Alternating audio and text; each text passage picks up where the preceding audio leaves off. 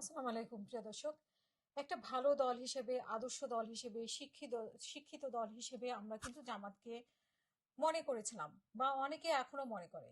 কিন্তু ভিতরে ভিতরে জামাত যেগুলো করছে সেগুলো কি ঠিক?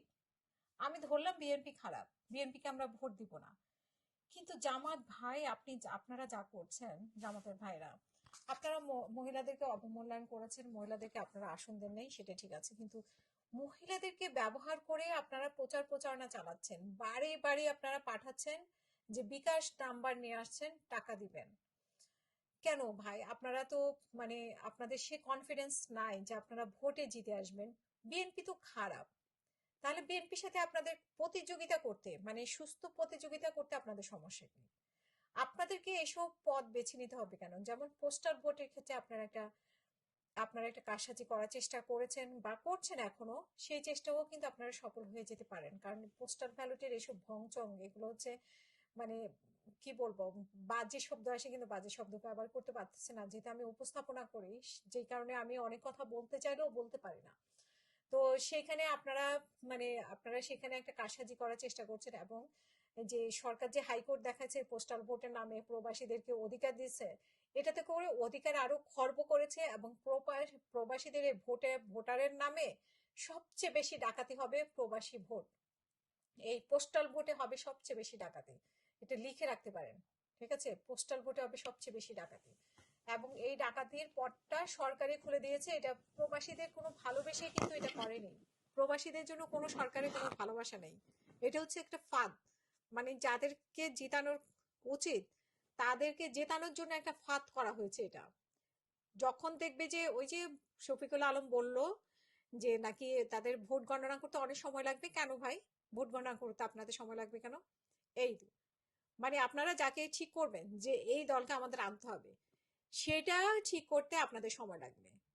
তখন কি করবেন? আপনারা একটু পোস্টাল ব্যালট দিয়ে বা অন্য কারসাজি করে আপনারা কিন্তু সেই দলকে, আপনাদের পছন্দের দলকে টিকে আনতে পারবেন।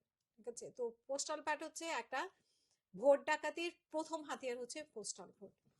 যেই জামাতের কথা বলতেছিলাম, এই জামাতকে আমরা আদর্শ মনে করি, অনেকে এখনো আদর্শ মনে করে। অনেক অনেক নারীরা বা অনেক মানুষও কিন্তু বলতেছিল যে জামাতকে এবার দিয়ে দেখবে।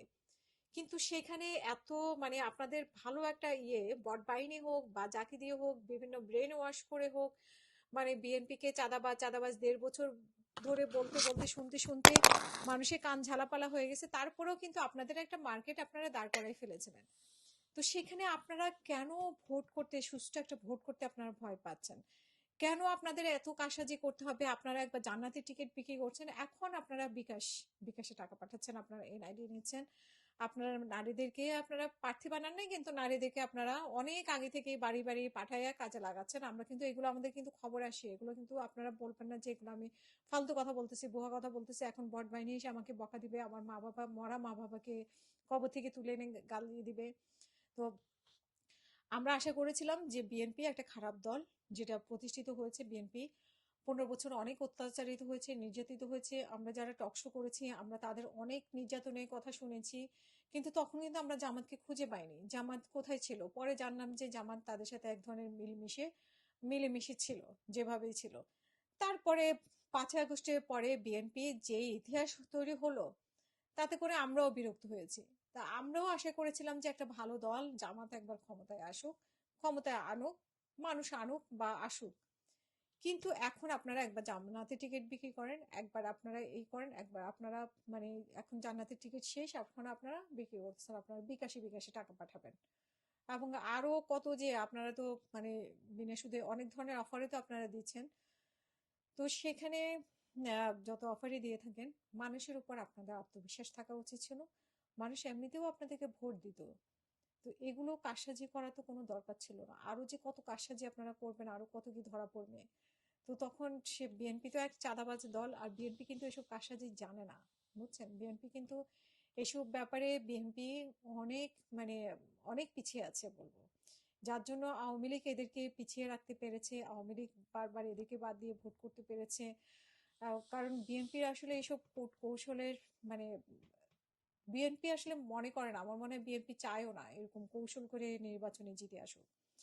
তো এবং বিএনপি আসলে জানেও না, আর বিএনপি সেই টেকনিক্যাল বিষয়ও নাইও।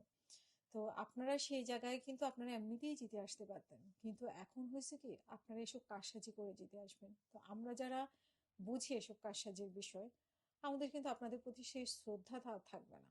আচ্ছা, আপনারা হয়তো বা জয়যুক্ত হয়ে আসতে পারবেন, ক্ষমতায় আসতে পারবেন যেভাবে হোক, কারণ আপনারা যেভাবে উঠে পড়ে লেগেছেন, আপনারা হয়তো চলে আসতে পারেন, চলে আসবেন, আপনারা এমনিতেও চলে আসতে পারতেন, এমনিতেও ভোট করে আপনারা আসতে পারতেন, কিন্তু এখন আপনারা যে কারসাজি করতেছেন তাতে হয়তো আপনারা আসবেন, খুব সহজে আসবেন, আর কিন্তু আমাদের শ্রদ্ধার জায়গাটা নষ্ট হয়ে যাবে। আর নারীদের ব্যাপারে আপনাদের খুবই খুবই নেগেটিভ। এখানে একটা লন্ডনে একটা ইয়ে হয়েছিল, সংবাদ সম্মেলন হয়েছিল, সেখানে আমি একমাত্র গেলাম একজন নারী হিসেবে।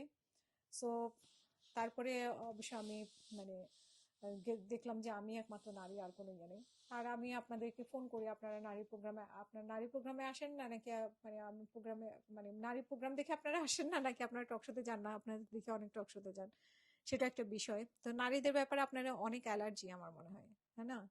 এই জন্যই মনে হয় আমার টক শোতে আসেন না।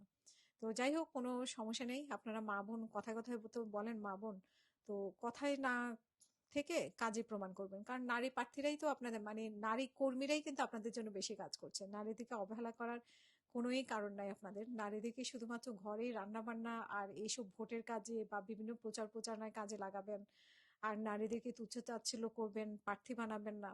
মানে আপনারা ক্ষমতার শীর্ষে থাকবেন আর নারীরা হচ্ছে মানে ইয়ে হিসেবে, কামলা হিসেবে কাজ করে যাবে আপনাদের জন্য, এরকমই।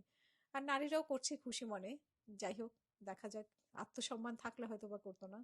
তো সেসব নারীদের আত্মসম্মান বোধ আছে কিনা, আপনারা মানুষকে, নারীদেরকে সম্মান করতে পারেন কিনা, সেটা আমরা মানে এখনই হতাশ আসলে, আপনারা নারীর সম্মান করতে পারেন কিনা, যত মা বোন বলেন, আহ আরো অনেক কথাই শোনা যায়।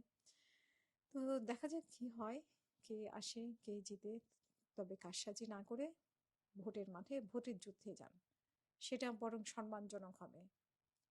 অসম্মানজনক হচ্ছে কাজ, মানে ওই যে আওয়ামী লীগের মতো যদি আপনি ওইভাবে কারসাজি করে আসেন, সেটা কিন্তু কখনোই ভালো দেখাবে না। সো বিএনপিকে বলবো এবং জামাতকে বলবো সুষ্ঠু একটা ভোট হোক, সেই পরিবেশটা আপনারা তৈরি করেন। এইভাবে কারসাজির চিন্তা আপনারা করেন না। মানুষের মানুষের আবেগে আঘাত করবেন না। মানুষের যে বিশ্বাস, সে বিশ্বাসটা নষ্ট করবেন না। একটা সুন্দর ভোট দিতে দেন। মানুষের নির্বাচন, মানে ভোট দিয়ে তার জনপ্রতিনিধি নির্বাচনের ক্ষমতাটুকু মানুষের হাতে রেখে দেন। এইখানে বিএনপি জামাত আপনারা মানুষের সাথে এই প্রতারণাটা করবেন না।